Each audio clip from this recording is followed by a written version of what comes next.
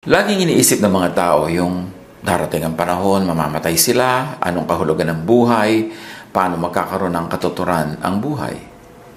Ganun lang nga ba talaga ang buhay? Ikaw ay ipapanganak, lalaki, tatanda, at pagkatapos ay sasakabilang buhay. Merong isang famous cartoon strip nung araw na sabi ng isang character, "We live only once." At sabi naman nung isa, "No, you're wrong. We die once, but we live every day." Sa buhay, mahalaga lang ba yung dumating ka sa yung pinapangarap na marating? Dumating ka lang dun sa climax? Dumating ka lang dun sa goal? Ma-achieve mo yon? O maraming mahalagang parte ng buhay, hindi lang yung destination? Ang ating pag-aaral ngayon, pinamagatan nating it's the travel, not just the destination. What matters in life is not only the destination, but also the travel. Halimbawa, pupunta ka ng Baguio, pupunta ka ng Legazpi, pupunta ka ng from point A to point B.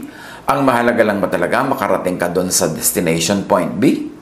O bawat lugar na madaraanan mo, bawat panahon na ginugol mo sa paglalakbay patungo sa destination ay mahalaga rin. At dapat ding itrato as a part of your destination. What happens in life really is mostly the journey. You reach your destination once, but you travel every day. You may travel all the days of your life, but never even reach that specific destination. So kung ang success sa buhay, yung kasiyahan, kaligayahan, fulfillment, i-equate lang natin doon sa arriving at your destination, paano kung hindi ka nakarating sa iyong plano at gustong destination? Tapos sumakabilang buhay ka na. Ibig sabihin, wala nangyari sa buhay mo. Ibig sabihin, failure ka. So dahil totoo yun, na mas marami tayong ginugugol na panahon at oras sa paglalakbay patungo doon sa ating planong destination, dapat yung paglalakbay mismo natin, ma-enjoy natin. Kasi mas marami yun kaysa doon sa actual moment of arriving at your destination. Ano man yung destination na yun, maybe a professional goal, a spiritual goal, whatever. So enjoy the travel itself. Enjoy the day, the moment. Huwag lang nakahold ang lahat, inaabangan mo lang yung darating ka sa iyong destination. Halimbawa, ay kay OFW, may kontra ka abroad na 2 years, 4 years, whatever. Sa lagay, papalampasin mo na lang yung 2 years and 4 years na walang nangyayari sa buhay mo dahil ang inaabang-abangan mo lang ay yung matapos ang contract at makauwi ka na. Then para kang nadaya nun. Parang walang nangyari sa buhay mo habang umaandar yung panahon for you to reach your destination. E paano nga kung, wag naman, may mga hindi makarating doon sa ganong designated destination because something happens in their lives. At sa lagay, nawala na lang, nalugi na lang sila sa dumaang panahon. Halimbawa, ang goal ng isang estudyante, gumraduate. Okay, magandang goal yan, magandang destination. At sa lagay, hindi mo na ma-enjoy yung mga araw mo ng pag-aaral, ng bakasyon, ng mga exams, ng mga pagre-review, at ang point na lang mahalaga sa'yo, yung nagmarcha ka at gumraduate. Ang goal halimbawa ng isang tao, yung makapag-asawa ng napakagandang candidate na spouse. Sa lagay, yung courtships, yung mga friendships, yung mga exposure mo with other people, babaliwalayin mo na lang dahil ang mahalaga lang sa'yo, makarating sa marcha ng wedding. Prepare for retirement. Yan ang ginagawa ng marami. Dahil sa kanila, goal yan. But do not squander all shots at happiness just for retirement. Meron naman, ang bata-bata pa, ang laman na ng utak, retirement. Paano magtitipid for retirement, paano mag-iipon, paano maghahanda, na marami na silang pinalampas na ligaya, saya ng buhay, just because they're too focused on their retirement. Kung hindi ka makarating sa level ng age na yon at sumakabilang buhay ka na at sa lagay, lugi ka na lang, nasayang na yung mga araw. Dapat, papunta ka pa lang sa yung designated destination, ine-enjoy mo rin every step of the way. That way, you enjoy twice if you reached your destination and you enjoy at least once even if you didn't. Mahalaga na walang masayang na panahon. So enjoy the inevitable, the detours, the delays, the cancellations, the reroutings of life. Yung mga iba, halimbawa, meron kang ticket sa aeroplano, nasa airport ka na, tapos biglang merong delay. Magiging miserable na sila, magmumukmuk, magagalit, magiinit ang ulo, may stress. O yung iba naman, naghahanap dyan ng hilot, nasahista sa airport at magpapahilot, o kaya magbabasa, o kakain, makikipagkwentuhan, or they will catch up with whatever work they have to do. In other words, hindi nila sinasayang yung detour time, yung delay time, ginagawa rin nila yun na enjoyable, productive, at naging bahagi na ng kanilang buhay, ng kanilang history. Sa buhay maraming inevitables. Nade-detour ka, pupunta ka sa isang lugar, pero nakasara yung kalsada, ikot ka sa iba. Merong mga delay talaga yan. May cancellations pa nga eh. Kumisan nga mga wedding, nakakancel pa. Kumisan nga mga engagement, nakakancel. O may mga reroutings. Hindi mo nang pwedeng iwasan yon. So, ang matalinong tao, ang godly wisdom tells us, enjoy whatever you cannot avoid. Acts 28, 7-10, John, Paul was shipwrecked and was detoured to the island of Malta. Tapos, sa kwento na yan, ang pinuno sa pulong iyon ay isang nagngangalang Publio. Remember, nakasakay si Paul sa barko, nawasak ang barko na ito sa bagyo at sila ay nasalta dito sa pulo. So, grabing detour yan, grabing delay, grabing abala para marating niya yung goal niya na pupuntahan na port. Pero, siya ay napadpad dito. Ano ginawa niya? So, sabi, ang pinuno sa pulong yon ay isang nagngangalang Publio at malapit sa lugar na yon ang kanyang lupain. Malugod niya kaming pinatuloy sa loob ng 3 araw. Ang ama ni Publio ay nagkataong nakaratay noon dahil sa lagnat at disenterya. Kaya't ito'y dinalaw ni Pablo. Pagkatapos manalangin, ipinatong ni Pablo ang kanyang kamay sa may sakit at iyo'y gumaling. Dahil sa nangyaring ito, nagdatingan ang mga taga-roong may karamdaman at sila'y pinagaling din ni Pablo. Binigyan nila kami ng maraming regalo at nang paalis na kami ay binigyan pa nila kami ng lahat ng kailangan sa paglalakbay. So siya ay na-shipwreck pa ha, hindi lang basta na-detour. Tapos sila ay isinalta sa isang pulo. But what did he do? He made his time fruitful, productive, and undoubtedly he enjoyed that moment. Kahit na-delay ang pagdating niya sa original plan niya na pupuntahan.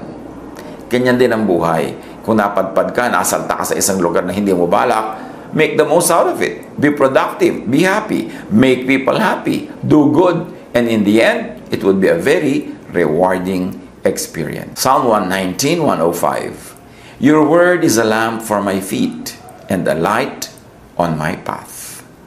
So apply this to any path you take. Any path you need to take or are made to take. Let the word of God be your lamp. Hanapan mo ng wisdom ang lahat ng bagay na pwede mong gawin, i-refer ito sa mga salita na nagmumula sa Biblia, at i-apply sa kung saan ka man naroon. Gawin mo talagang lamp unto every path, whatever path that is, kahit plano mo o hindi mo plano, unay hindi mo ayaw, or hindi mo gusto, kung ano man yun. Pero dapat mag-adapt.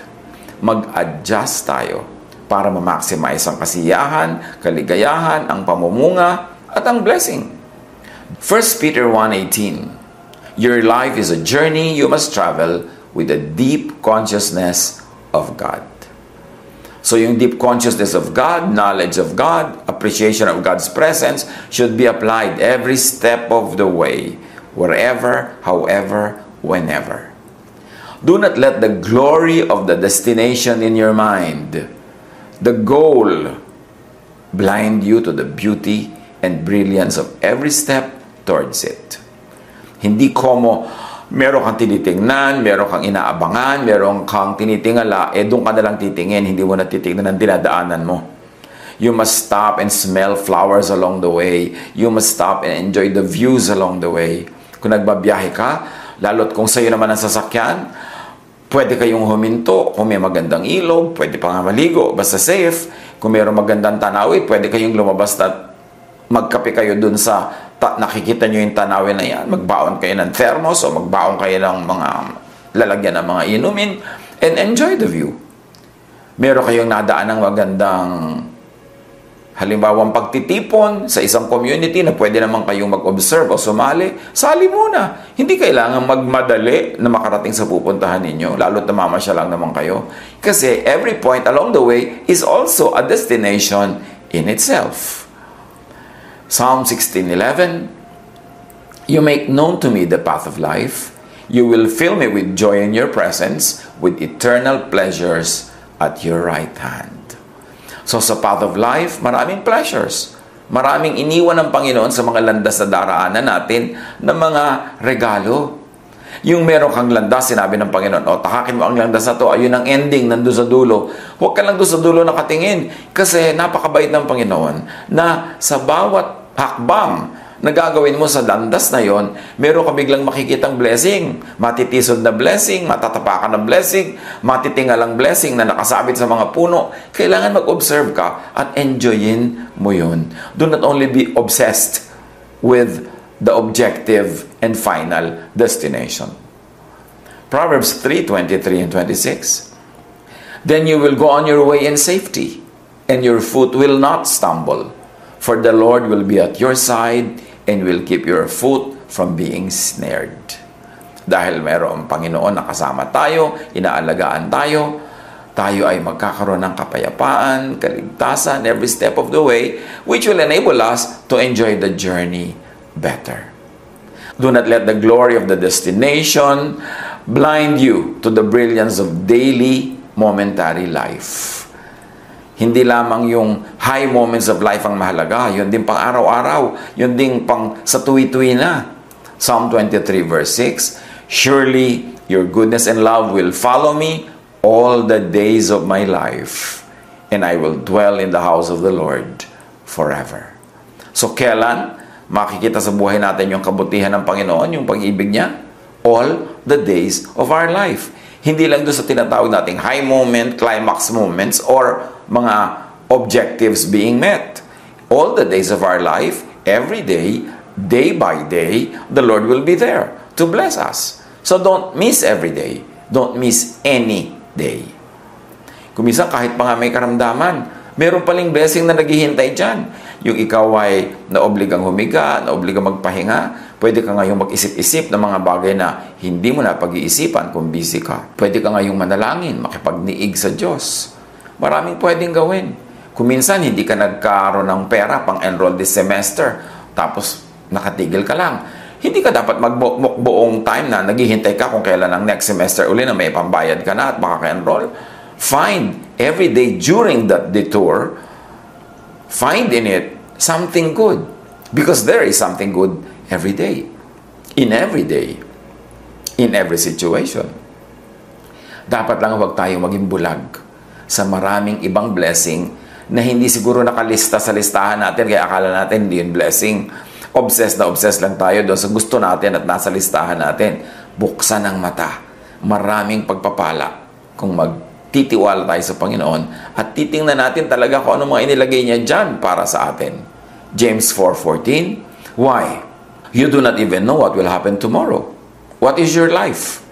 You are a mist that appears for a little while, and then vanishes." So maiksi daw ang buhay, sa sandali, therefore enjoy every moment. Find enjoyment in every moment. That is part of godliness. Akala kasi ng marami, pagka-godly ka, religyoso ka, maka-Diyos ka, banal ka, hindi ka na nag-enjoy. Puro dusa, puro tiis, puro sacrifice. No, the Lord does not delight in sacrifices.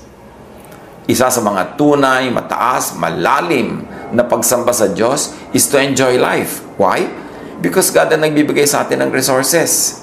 God ang nagbibigay sa atin ng kakayahan to enjoy those resources. God ang nagbibigay sa atin ng senses to enjoy sensual pleasures. Let's not demonize pleasure. Let's not demonize even sensual pleasure. Kasi Diyos ang may likha sa ating katawan. Siya ang naglagay ng mga nerves sa correct nerve endings in our parts of our bodies. Na-enjoy natin ang malamig na hangin, mainit na kape, yung masarap na klima, na-enjoy natin ang temperature ng tubig. Ang dami-dami nating senses na inilagay ng Diyos for enjoyment. Huwag tayong gumaya sa mga iba na minamasama nilang enjoyment na parang ang Diyos killjoy, ang Diyos ay ayaw niya tayong mag-enjoy. No, no, no, no. Ang tunay na pagsamba sa Diyos is to be appreciative of the blessings that God gives us. Enjoy every moment, find enjoyment in every moment. Psalm 121, 7-8. The Lord will keep you from all harm. He will watch over your life. The Lord will watch over your coming and going, both now and forevermore. So every moment is part of your precious lifetime. Every coming and going, part of life. Do not suspend your life just because yung plano mong dumating, hinahagad mong dumating, ay wala pa. Tingnan mo kung anong dumarating and enjoy it. You know, life could be meaningful and enjoyable when you get what you want. But it could also be enjoyable and meaningful when you want and enjoy what you get. Do not struggle with your fate. Dapat bow to your fate and enjoy what God allows you to enjoy. Not all desired destinations are reached in life. Hindi lahat ng plano natutupad. Ecclesiastes 7:15, in this meaningless life of mine, I have seen both of these. The righteous perishing in their righteousness, and the wicked living long in their wickedness. Ito ba yung katumbas ng Ecclesiastes 7:15? The righteous perishing in their righteousness? Could the righteousness here mean based on religious and moral law? But unrighteousness or wickedness based on natural law? And the wicked living long in their wickedness, could it mean wickedness is based on religious and moral law, but righteousness is based on natural law? What are we saying? Hindi lahat ng sinasabi dyan that the righteous will flourish, na ang ibig sabihin ng righteousness ay yung religious righteousness. Why? Because God is author of natural law. Therefore, to be godly, you have to obey natural law. And when you obey natural law, you are doing a righteous thing. Kahit na yung ginagawa mo na yun is not religious or not religious enough sa tingin ng iba. Halimbawa, may mga nagtataka, bakit naman yung mga ibang negosyante? Hindi naman sila kasing godly ko, hindi sila kasing religious ko. Pero ba't mas maasenso pa sila sa buhay ko? Sa aming negosyo, mas yumayaman sila, mas mabili, mas maganda ang negosyo. Eh, di ba, the righteous will flourish? And in terms of negosyo, righteousness is not only religious righteousness. It is doing what is practical, doing what the natural law of God requires. Halimbawa, nagpo-promote ka, nagpa-product development ka, maganda ang iyong service, maganda ang iyong pakitungo sa mga client mo, yun ang righteousness para sa mga negosyante. And the righteous in that way will flourish. Kaya sabi, maraming mga tao, bakit ganun? Pinakaingitan nila yung hindi naman kasing religyoso nila, tapos mas maasenso. Eh baka mas committed sila sa improvement of their craft. That is not righteousness because that follows natural law. Na pag inalagaan mo yung business mo, natural, ang laki-laki ng pagkakataon na yun ay aasenso. Yung righteousness, pag nakikita natin yan sa Bible, hindi lagi natin dapat i-equate sa religious righteousness. Kasi ang dami-daming taong by the standards of religion ay very righteous Pero bakit hindi umaasenso? Bakit hindi dumadami ang kanilang bunga? Bakit hindi sila masaya? Kasi baka naman yung righteousness nila sa religious measurement lang. At hindi lahat ng religious measurements are from God. Kasi maraming religious doctrines and teachings, imbento ng tao, imbento ng relihiyon. Pero yung natural law, hindi pwedeng imbentuhin niya ng tao. Talagang Diyos ang may bigay niyan. Like the law of gravity. Kahit dasal ka ng dasal, nadulas ka, nabarog ka, pwede ka mamatay. Kasi may natural law na umiiral. Hindi lang yung religious law na pag nagdadasal ka at religyoso ka, sinasabi nila, lagi kang mabe-bless. Pero sa totoong buhay, hindi naman ganyan na nangyayari. Kasi nga, merong natural law. And to obey natural law, yun ang tunay at mas pure na godliness. Kasi God ang siguradong gumawa ng natural law. Yung mga religious law, hindi ko pa nga tiyak kung gaano karami dyan ang invention ng mga tao. Kaya maraming mga tao, frustrate sila, bakit napaka-religyoso ko? Bakit ibinigay ko lahat ng pera ko sa church tapos hindi umulad ang business ko? Bakit? Yun ang righteousness na itinuturo ng church kasi ibigay mo lahat yung pera mo. Pero, hindi inaalagaan mo ba yung business mo? May diskarte ka ba? Matalino ka ba? Magaling ka ba? O, pagka hindi, kahit anong kadadasal, kadodonate ang gawin mo, hindi ka aasenso, tapos magtataka ka. Bakit sabi nila, the righteous will flourish? What righteousness? dapat i-apply yun. Meron such a thing as righteousness by the standards of religion, at merong righteousness by the standards of adherence to natural law, which equates to obedience to and submission to God, who is the author of natural law. Natural law is more reliable as God-authored than religious law. Bakit? Kasi nga, ang dami-daming religious laws. Gawa lang ng tao. Kaya iba-ibang religion, magkakabangga-banggaan pa nga yung sinasabi nila tungkol sa isang bagay. O alin na doon ang tama? Sino? Pero kahit anong religion mo, may gravity. Kahit anong religion mo, malulunod ka sa tubig pagka lumubog at hindi ka marunong lumangoy kasi merong buoyancy. Kahit anong religion mo, may nakabangga kang trend, durug ka kasi merong velocity, merong mass that you should consider. Kaya yung laws of nature, mas tiyak ka na yung law of God kesa law of religion. Of course, may mga laws of religion din na very godly, pero pag kumukontra na yan sa natural law, mag-isip-isip ka na. Gaano karami sa mga religious regulations na pinaghihirapang sundin ay imbento lang ng religion at hindi naman galing sa Diyos. Manuri. Huwag magdusa at malugi nang di naman kailangan. Mark 7:6-8. Jesus replied, Isaiah was right when he prophesied about you, hypocrites. As it is written, these people honor me with their lips, but their hearts are far from me. They worship me in vain. Their teachings are merely human rules. You let go of the commands of God and are holding on to human traditions. So you see, Jesus himself saying, maraming katuruan ng relihiyon na imbento ng tao. Kaya nga sinasabi natin, kailangan, kung gusto mo maging righteous, i-observe mo ang laws of nature. Yung gusto mong lumusog, yes, magdasal ka, good. Humingi ka ng himala, yes, good. Pero huwag mong ine-neglect yung natural law. Kumain ka ng mabuti, matulog ka ng maayos, magkaroon ka ng kapahingahan sa isip, sa katawan, sa iyong puso. Kung kailangan mo ng vitamins, mag-vitamins ka. Kailangan mo ng medicine, mag-medicine ka. Yun ang natural law. Kasi law of God yun. Sabi nga ni Paul kay Timothy, huwag lang tubig ang inumin mo, drink some wine because of your stomach troubles. Hindi lang sinabi ni Paul na magdasal ka. Well, it is good to pray. Pero pray ka ng pray, hindi ka naman nagagamot sa iyong katawan. Anong mangyayari doon? Dinidisregard mo ang natural law.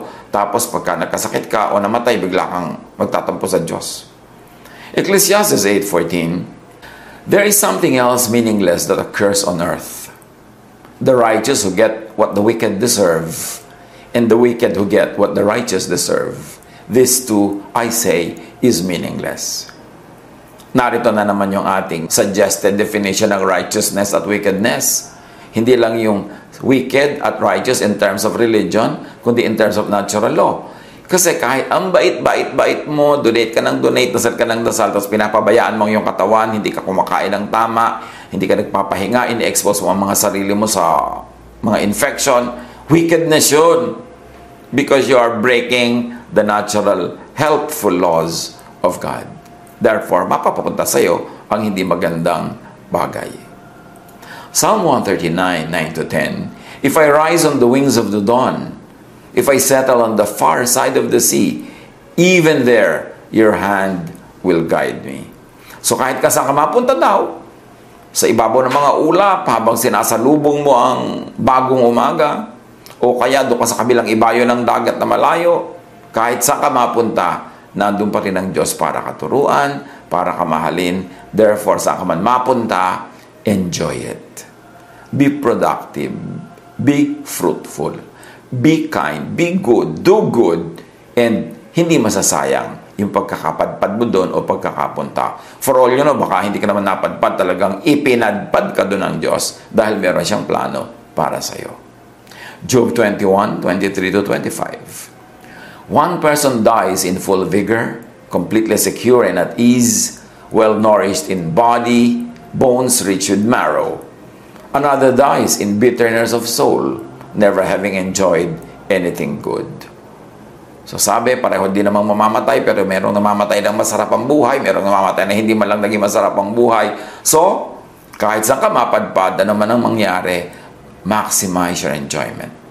Maximize your fun, maximize doing good and being godly, both in religious and natural law ways of being godly.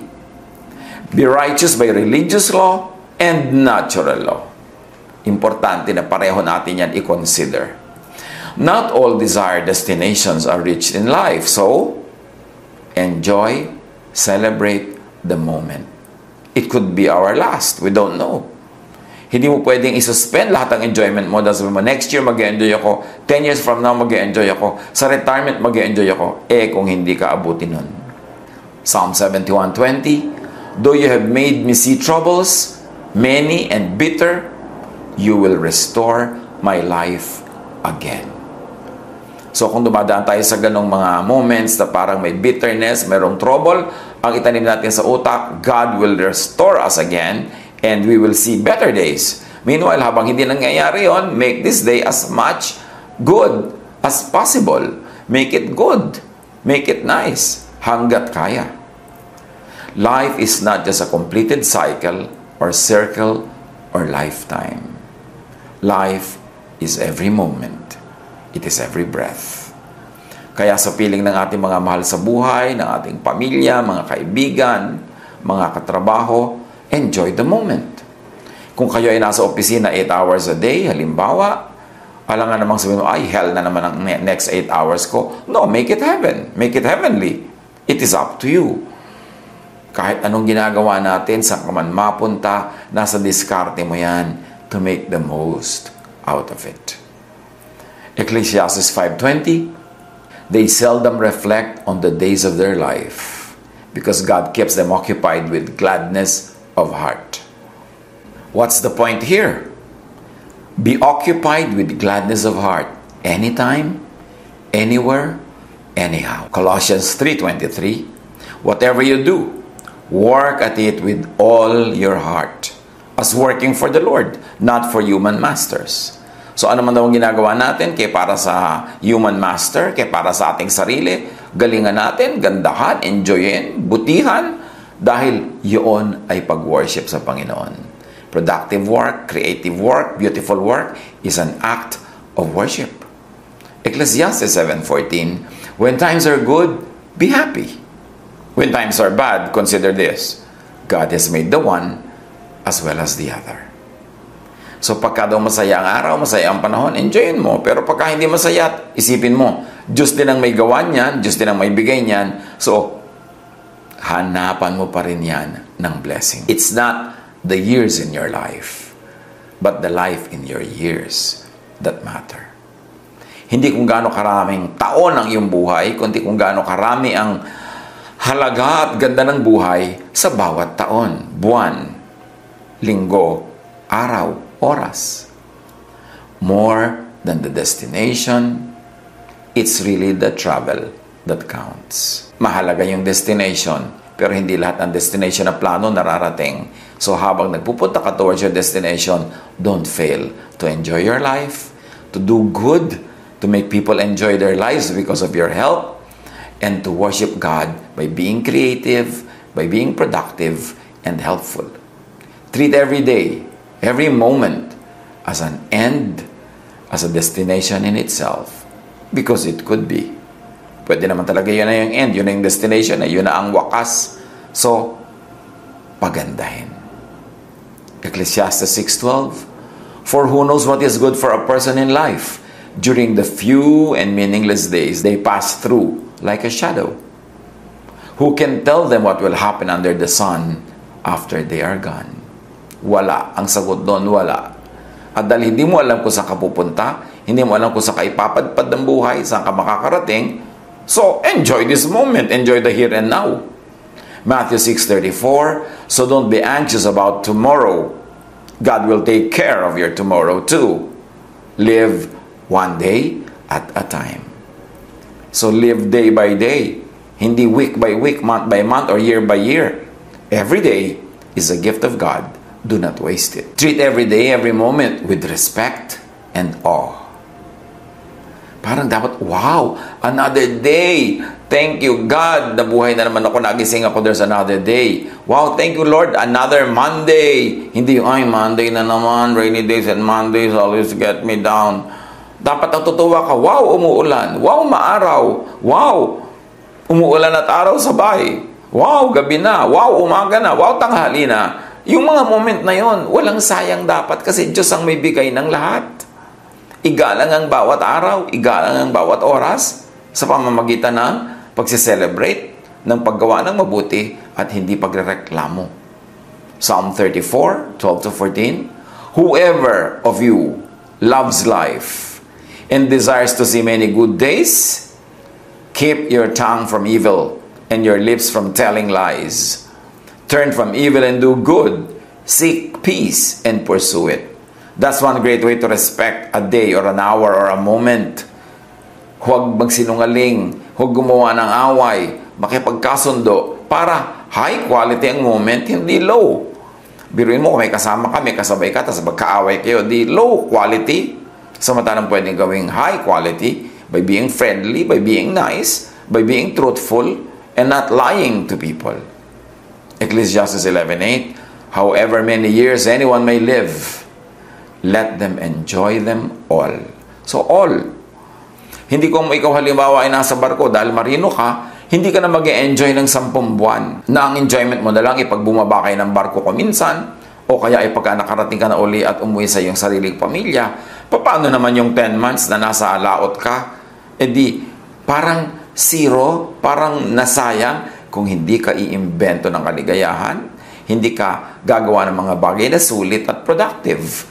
Pwede ka namang mag-aral online. Pwede ka namang magbasa kung magdadala ka ng mga basahin.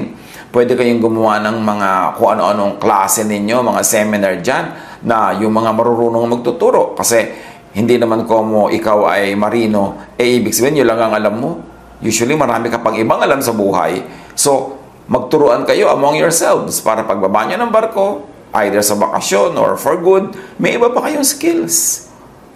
Pwede mong i-develop ang iyong katawan, ang iyong physique, mag-exercise ka dyan. Gusto mo, lumangoy ka kasabay ng barko, kaya alam, huwag kang papaiwan dahil mahirap maiwan sa gitna ng laot. Pero imposible na mawala ka na magagawa kung determined ka to make the most out of it. Pwede ka mag-aral ng foreign language by internet. Pwede kang mag-aral ng skills. At hindi lang barko ang pinag-uusapan natin. Any equivalent of that. Na wala kang hinihintay kundi matapos yun para dumating ka sa next destination. No. Every day, every moment is a destination in itself. Do not waste time. Do not waste moments. Kasi ang bawat panahon na lumampas na hindi na babalik, yung napawala na natin, hindi na natin makukuha muli. Psalm 90 verse 12. Teach us to number our days that we may gain a heart of wisdom. Teach us not only to count our days, but also to make the days count. Ano ang kahulugan yan sa ating buhay? Dapat hindi tayo nabobor. Kung dumarating yung moment na para tayo nabobor, maalala natin agad na no. It's wrong to be bored because every moment is a gift from God. Ba't ko sasayangin sa pagiging bored? It's wrong to waste your time na meron kang kaaway kasi imbes nagkwentuhan kayo, hindi kayo nagpapansinan. Imbes nagtulungan kayo, nagsiraan pa kayo.